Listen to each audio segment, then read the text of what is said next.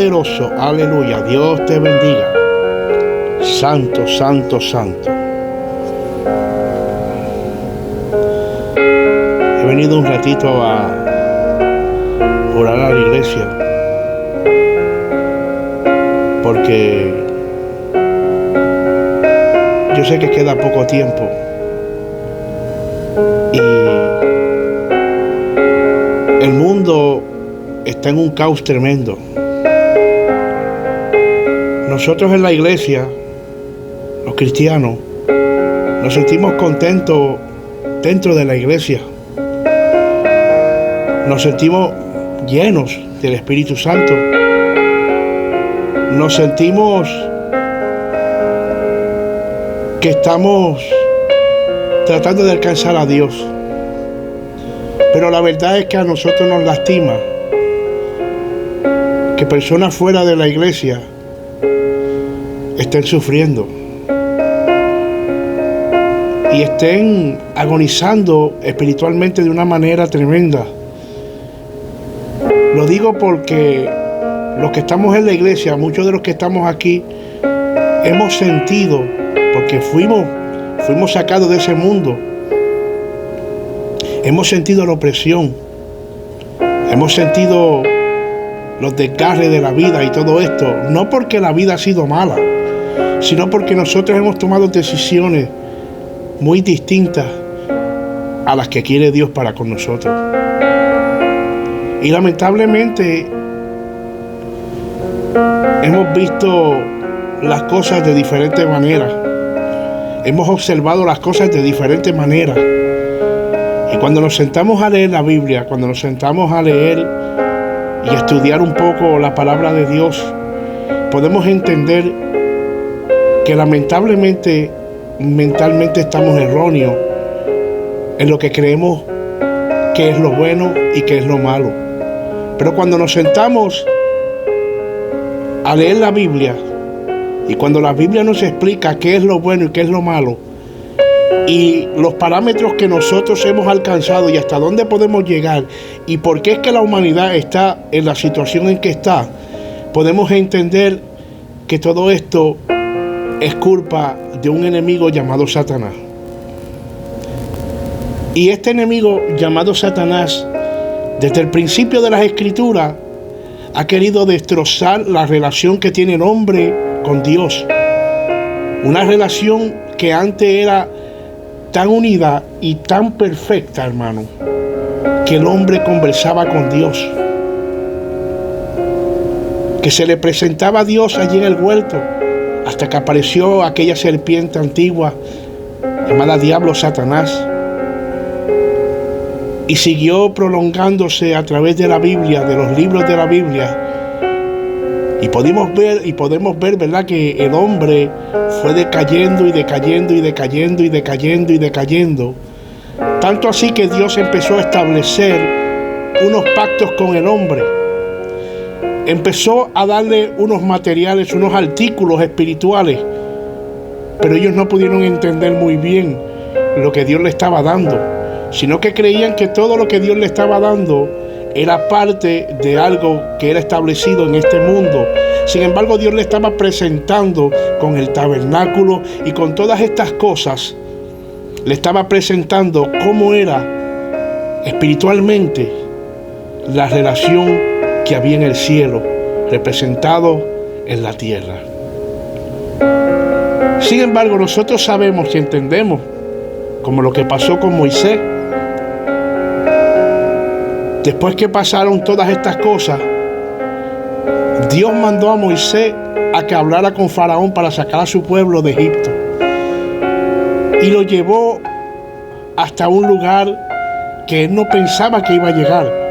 Él no pensaba que iba a establecer allí un campo de batalla que con solamente una vara, aleluya, él podía ganar esa batalla. Sin embargo, por más excusas que puso,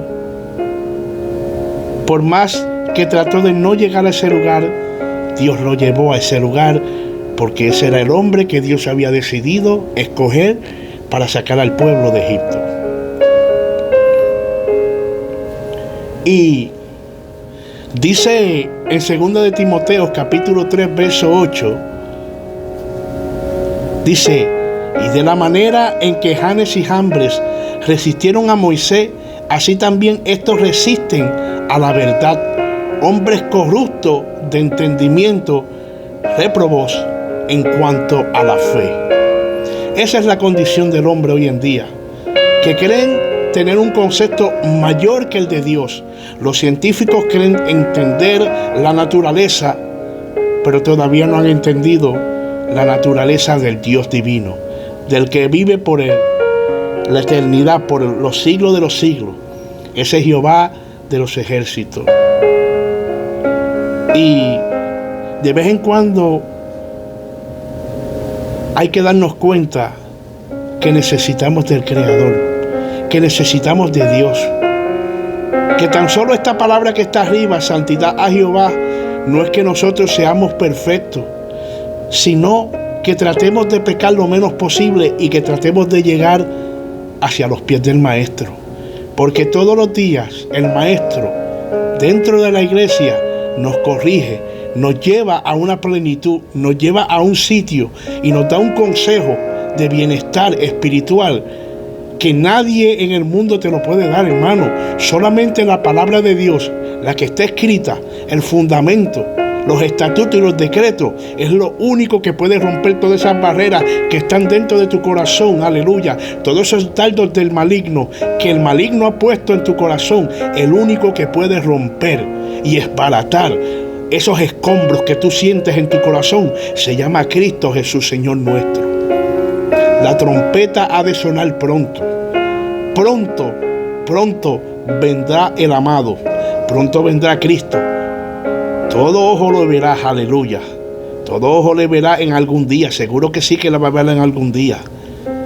Pero ¿en qué momento tú lo quieres ver? ¿Tú lo quieres ver en el momento de su ira o en el momento de la gracia? Todo depende de cada uno de nosotros. Todo depende de cada ser humano. Nosotros somos los que decidimos si vamos al cielo o no. Aleluya. Sí, Dios toma la voluntad y decide, pero es de acuerdo a como nosotros hemos establecido la coinonía con Él aquí en esta tierra. Muchas veces nos equivocamos. Somos seres humanos. Muchas veces nos equivocamos, sí, porque el enemigo de las almas confundió la mentalidad del hombre.